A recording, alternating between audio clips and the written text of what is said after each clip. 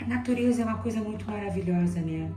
Se a gente for parar para pensar na perfeição de todas as coisas, né, naquilo que a gente tem e vê, né? A natureza, ela tem tudo em trinos, né? Tudo em três. O triângulo, ele tem três lados.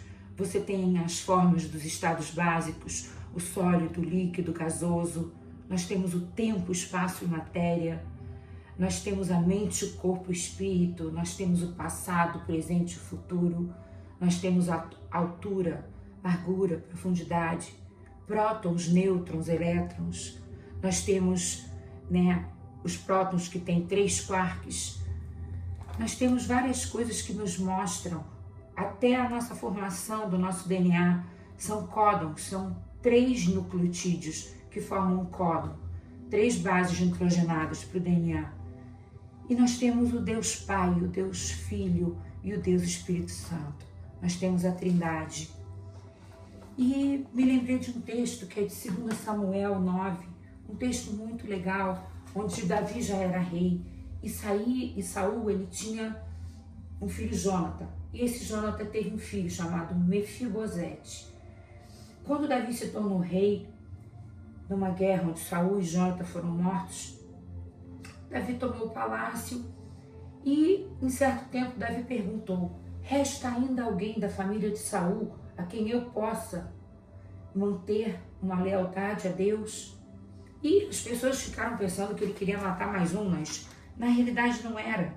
Davi, ele era muito amigo de Jonathan, filho de Saul.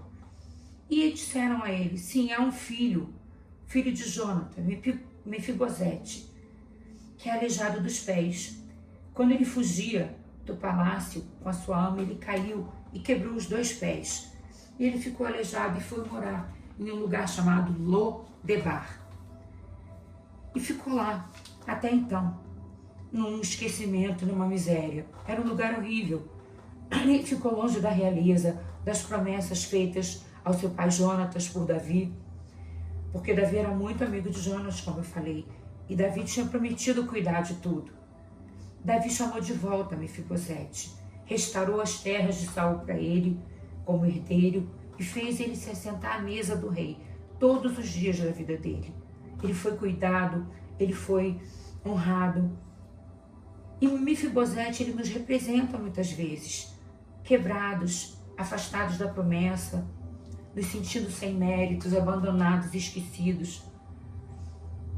E foi o chamado de Davi um rei que perdoou, acolheu, restaurou, por causa de uma aliança que resgatou a vida dele. E ele esteve lá em Lodebar, nesse lugar de esquecimento, e ele foi trazido então para essa mesa, ao palácio do rei. Mas quando ele chegou, sabe o que ele falou? Lá em 2 Samuel 9:8, Mefibosete prostrou-se e disse: quem sou eu para que te preocupes com um cão morto como eu? Mas, gente, esse cara, ele era neto do rei. Então, o problema dele não era a deficiência física dele, era a identidade dele que estava esquecida. Ele tinha nascido para ser príncipe, neto de um rei, herdeiro de uma promessa, mas ele fugiu, ele teve medo e ele se esqueceu de tudo que ele merecia naquela vida e aceitou tudo que não era dele. Quantas vezes a gente se sente assim, indignos, vivendo longe das promessas?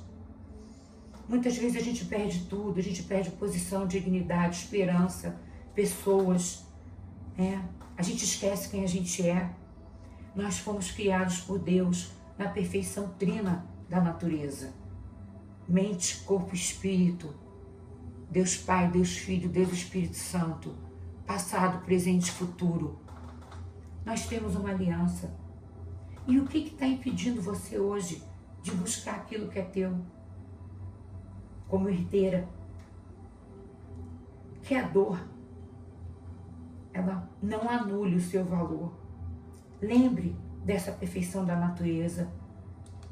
Lembre da natureza e do chamado. Esqueça muitas vezes a tua deformidade. Esqueça muitas vezes o seu sofrimento. Só se lembre de onde você veio. Se lembre para onde você deve ir. Não se contente com Lodebar. Não se contente com menos daquilo que você pode ter de Deus na tua vida.